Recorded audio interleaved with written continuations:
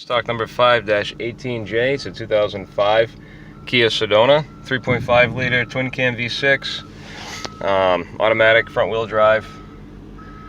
And as soon as the loader gets out of the way, I'm going to be taking you guys on a test drive. Okay.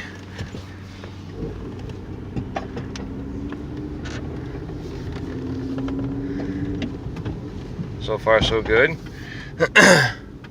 The motor seems like it runs okay right now, but it does have a few codes.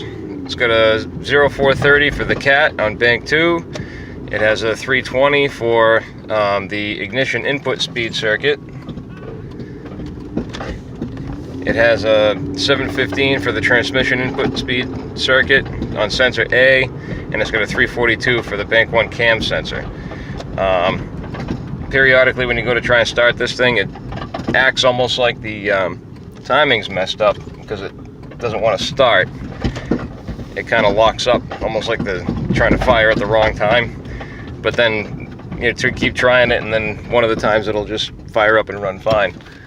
Transmission seems like it shifts okay, no slippage, shifts fine, nice and butter smooth. So I don't think there's any real issues with that kind of stuff.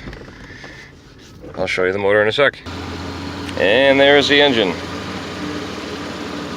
Like I said, once it fires up, it seems like it runs nice and smooth, nice and fine.